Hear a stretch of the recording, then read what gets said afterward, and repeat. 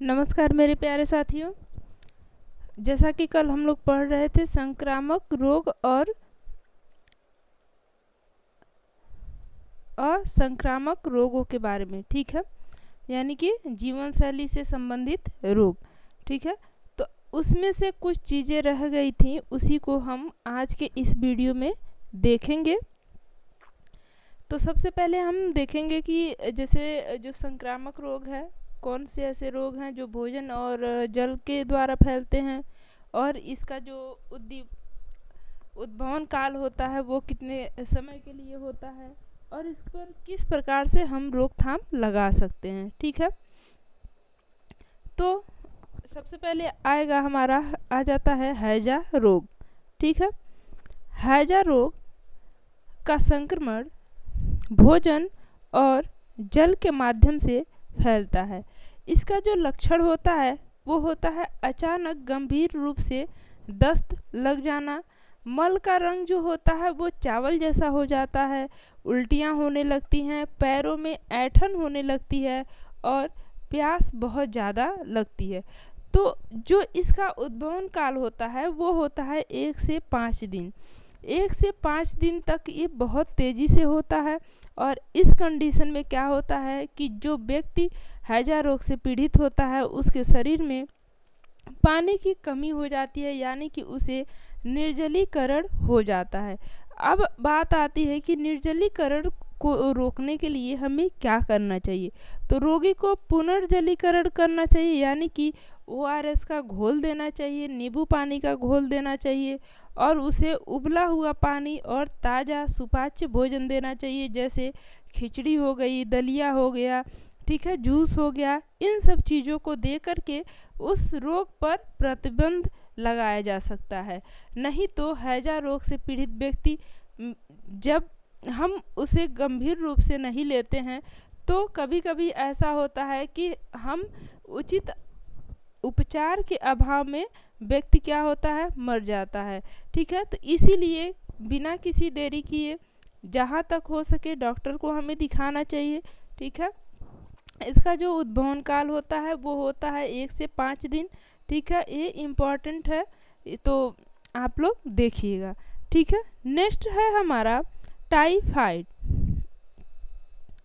Typhoid जो है वो भी भोजन और जल के द्वारा ही फैलने वाला रोग है। इसका जो मुख्य लक्षण है वो है तेज सिर दर्द, नब्ज की जो गति होती है वो मंद हो जाती है, और तेज बुखार होता है, ठीक है। जीभ सूखती है और उस पर सफ़ेद पदार्थ जमने लगता है। इसका जो उद्भवन काल होता है, यानी कि होने का समय 14 से 21 दिन का होता है। तो इसमें क्या होता है कि इसके लिए तो सबसे पहले डॉक्टर से हमें संपर्क लेना चाहिए, जहाँ पे डॉक्टर बोलते हैं कि ब्लड कल्चर की जांच कराई जानी चाहिए, और फिर जो रोगी को डॉक्टर दवा लिखते हैं उसके अनुसार हमें उन दवाइयों को देनी चाहिए। साथ ही उनको क्या करना चाहिए, पचने युक्त भोजन यानी कि उबला हुआ पानी और ताज़ा सुपाच्य भोजन देना चाहिए उन्हें भी, जैसे दलिया हो गई, खिचड़ी हो गई, ठीक है, फलों का जूस हो गया और ओआरएस हो गया। ये सभी टाइफाइड रोग में फ़ायदेमंद होता है, ठीक है। अगला है हेपेटाइटिस, जिसे हम पीलिया रोग कहते हैं, ठीक है। हेपेटाइटिस को हम पीलिया रोग के नाम से भी जानते हैं, और यह भी भोजन और जल के द्वारा ही फैलने वाला रोग है, ठीक है। इसमें क्या होता है, इसमें भी हमें बुखार आता है, जो हमारा मूत्र का रंग होता है वो पीला हो जाता है, आँखों में पीलापन हो जाता है, शरीर में सामान्य पीलापन, शरीर भी पीला पड़ने लगता है और भूख नहीं लगती है, और पूरी तरह से क्या होता है, असामान्य रूप से व्यक्ति जो है वो बेचैनी का अनुभव करता है, उसका शरीर धीरे धीरे कमज़ोर होने लगता है। इसका जो उद्भवन का काल है वो है 20 से 35 दिन, ठीक है। तो इम्पॉर्टेंट है ये, क्योंकि ऐसा एग्ज़ाम में पूछा जाता है कि हेपेटाइटिस यानी कि पीलिया का उद्भवन काल क्या है, फिर टाइफाइड का उद्भवन क्या काल क्या है, तो 14 से 21, हैजा का 1 से 5, ठीक है। इसी तरह से हेपेटाइटिस का 20 से 35 दिन। तो इसमें क्या करना चाहिए, इसको रोकथाम करने के लिए हमें कार्बोहाइड्रेट युक्त जो भोजन है उसको व्यक्ति के आहार में देना चाहिए, और रोगी को बुखार रहने तक तक तथा भूख सामान्य होने तक क्या करना चाहिए, पूर्ण आराम देना चाहिए। यानी कि देखिए, चाहे वो हैजा का रोगी हो, टाइफाइड का रोगी हो या फिर पीलिया का रोगी हो, आराम तो प्रत्येक रोगी को आवश्यक होता है। और जहाँ तक हो सके तो साफ सुथरे बिस्तर का प्रयोग करना चाहिए, और हवादार और रोशनी युक्त कमरे में रोगी व्यक्ति को हमें रखना चाहिए। ठीक है। नेक्स्ट है इन्फ्लुएंजा, जिसे हम फ्लू के नाम से जानते हैं, और ये वायु द्वारा फैलने वाला रोग है। ठीक है, इम्पॉर्टेंट है। इन्फ्लुएंजा फ्लू यानी कि ये वायु द्वारा फैलने वाला रोग है। इसका भी जो लक्षण है वो है ज्वर यानी कि बुखार, सर्दी, जुकाम, छींक आना, सिर दर्द और पूरे शरीर में दर्द यानी कि बदन दर्द होता है, जी मिचलाता है। इसका जो उद्भवन काल है वो 1 से 3 दिन है। 1 से 3 दिन के अंदर जो फ्लू है इसके लक्षण, इसके सिम्टम देखे जाते हैं। ठीक है। ये दवाइयों से बुखार को नियंत्रित सबसे पहले करना चाहिए। ठीक है। फिर उसके बाद भाप लेकर के जुकाम को नियंत्रित करना चाहिए, और ज़्यादा दिक्कत हो तो डॉक्टर से सलाह लेना चाहिए। ठीक है।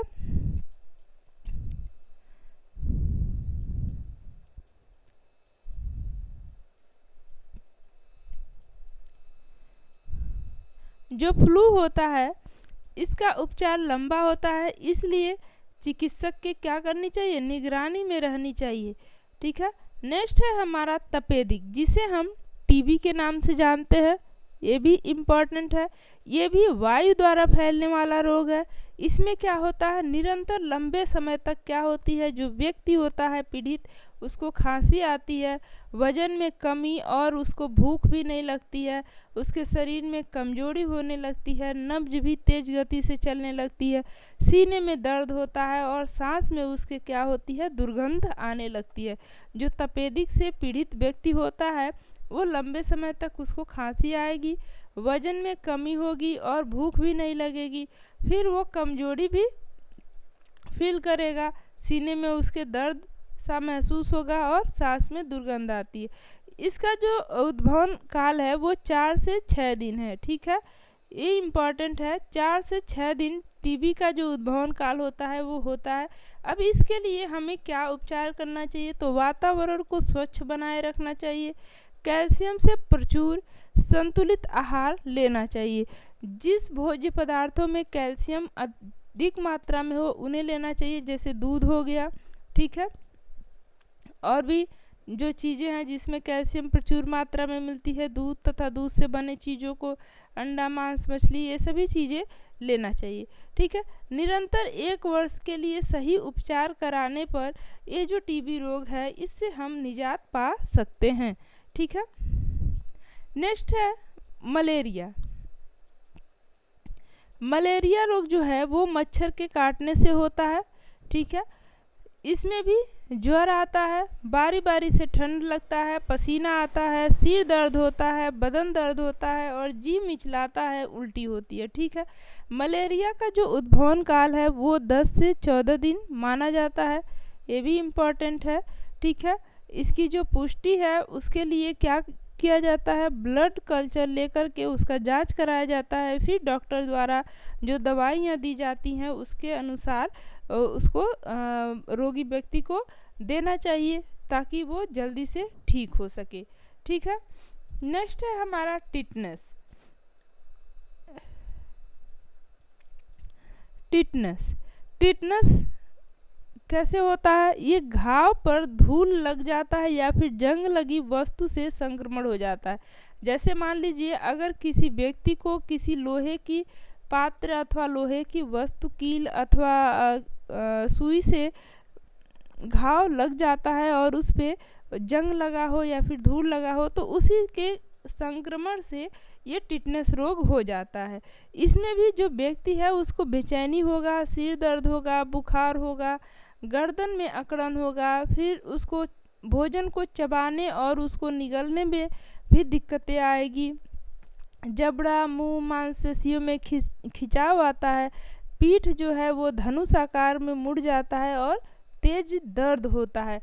ठीक है, इसका जो उद्भवन काल है वो 4 से 2 सप्ताह तक का है। ठीक है, इम्पोर्टेंट है, 4 से 2 सप्ताह तक इसका उद्भवन काल होता है टिटनेस का। ठीक है, ये क्या होता है कि जीभ को कटने से बचाने के लिए दांतों के बीच रुई का गोला बना करके रखना चाहिए। यानी कि जो टिटनेस से व्यक्ति पीड़ित होता है उसको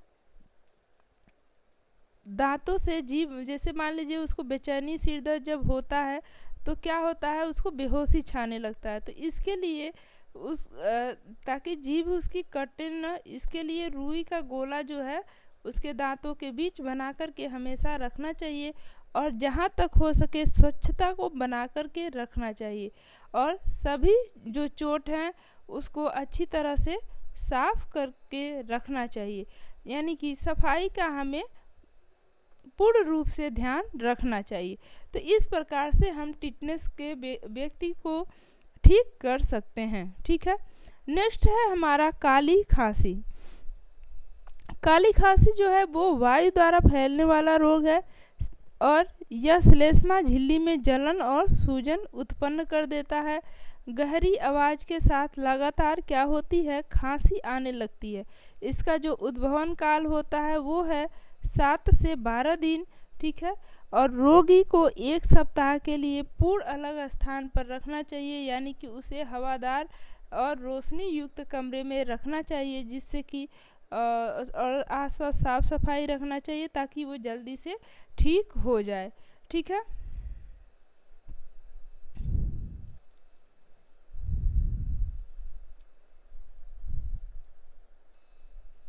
यहाँ पे देखिए कुछ नोट है। ठीक है, ओरल डिहाइड्रेशन सॉल्ट यानी कि ORS को तैयार कैसे करना चाहिए। ठीक है, तो स्वास्थ्य केंद्र या फिर केमिस्ट की दुकान पे ये बहुत ही आसानी से इसका पैकेट मिल जाता है।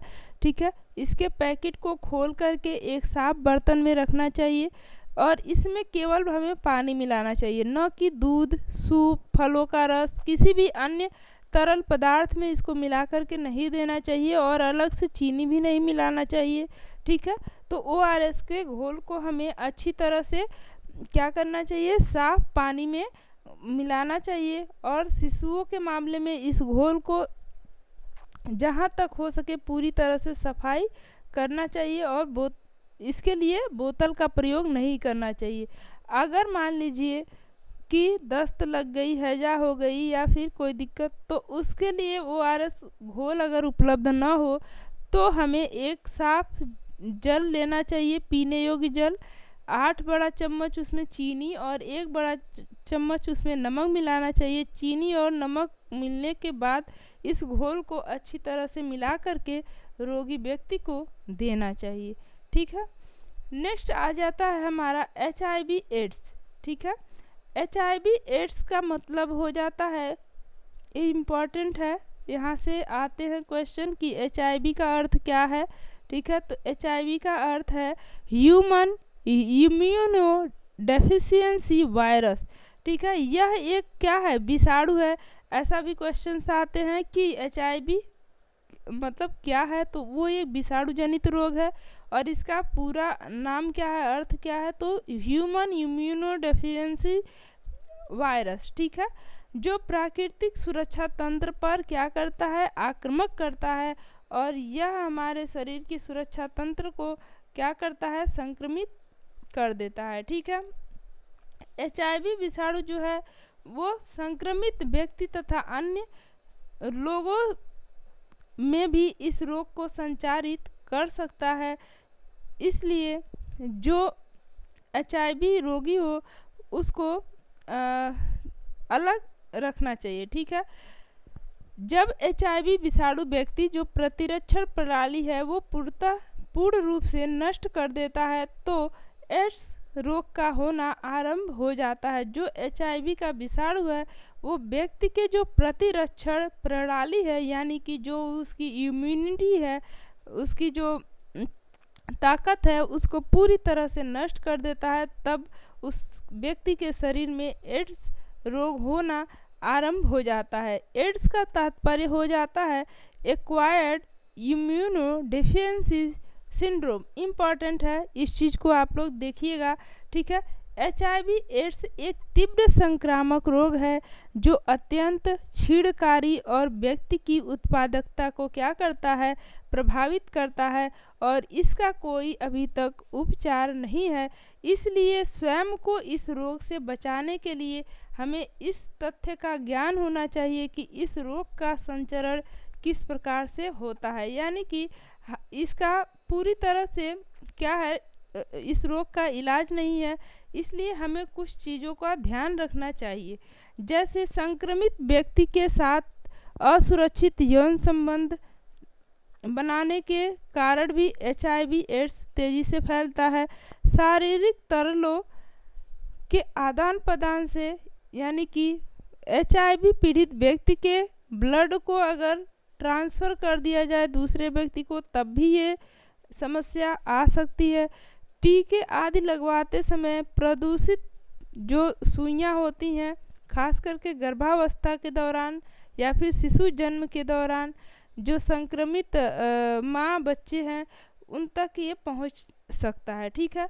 तो कभी भी आप लोग इस बात का ध्यान रखिए कि डॉक्टर जो सुई प्रयोग कर रहे हैं वो पहले से किसी अन्य व्यक्ति को तो नहीं लगी हुई है। अगर लगी हुई है तो उस सुई को अपने में लगवाने से बचें, ठीक है। तो ये है HIV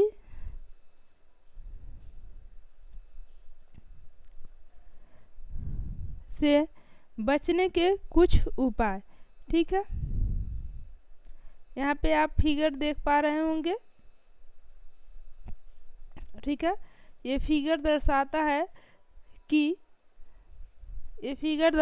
है कि असुरक्षित यौन संबंध, ठीक है, और संक्रमित सुई, फिर संक्रमित ब्लड, फिर अगर बच्चा जन्म लिया है तो उस समय जो संक्रमित सुई है इत्यादि लगाने की वजह से ये बीमारी बहुत तेजी से फैलती है, ठीक है।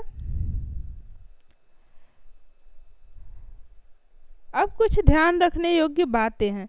HIV एड्स कुछ बातों को ध्यान रखा जाए तो नहीं फैलता है, जैसे हाथ मिलाने से, किस करने से, एक ही शौचालय में क्रमशः प्रयोग करने से, ठीक है, वायु के माध्यम से अर्थात छींकने से नहीं फैलता है, ठीक है, रोगी के कप गिलास आदि प्रयोग से, भोजन या जल से ये नहीं फैलता है, बल्कि ये फैलता है यौन संबंध से, ठीक है, इंजेक्शन लगवाने से, मतलब जो संक्रमित सुई है उसको लगाने से फैलता है।